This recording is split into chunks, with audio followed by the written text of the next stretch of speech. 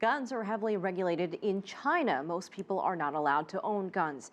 But the opposite is true here in the United States, where the right to own a gun is written into the Constitution. So could a gun ban spread throughout the Americas? I'm joined from San Antonio in Texas by retired police officer Ron Martinelli. Thank you so much for joining us. How are you? Ron, how wide-ranging are gun laws around the world? Well, many different countries have gun bans.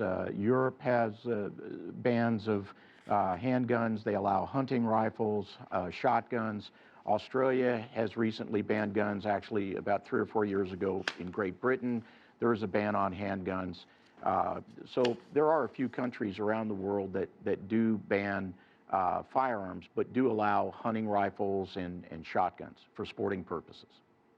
When it comes, though, to links between gun ownership and violent crime, the studies are all over the map. Some say that more guns equal more murders, and others disagree. So does it really just depend more on the society itself, where you're located? Well, I think it does in large part. As a forensic criminologist and a criminal scientist, I look at these things all the time. I actually investigate shootings in the United States, and I will tell you that not only is it a cultural issue, but there are also deep-seated reasons why people commit violent crimes with handguns, and why the cities in the United States that have the highest or the most restrictive gun laws have the highest levels of, have the highest level of gun crime. Those with the least restrictive, those states with the least restrictive and the cities with the least restrictive, and Texas is an excellent example, have the lowest levels of violent crime involving handguns. I want to play you something from last month. It's when U.S. President Barack Obama was speaking about new gun control laws. He got pretty emotional when he spoke about that recent attack on an elementary school. I want to play that for you and get your reaction on the other side. And from first graders in Newtown.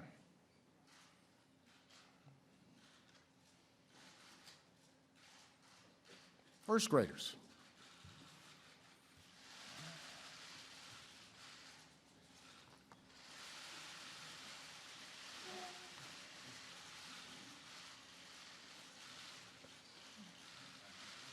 Every time I think about those kids, it gets me mad. Mr. Obama's efforts for new laws have not gone very far. Besides banning guns, what can be done to reduce rates of violent crime, especially in the United States? Well, one of the biggest problems that we have in the United States, and I'm very familiar with the school shooting he was talking about, that's a mental health issue. The federal government has done absolutely nothing throughout this country to address the issues of mental health. If you take a look at the major school shootings, those have all been, almost universally, have been mental health problems. However, the violence in the cities with respect to gun violence come from very specific communities. One of the biggest problems that we have in the United States that nobody wants to address because it's politically incorrect to do so is black-on-black crime.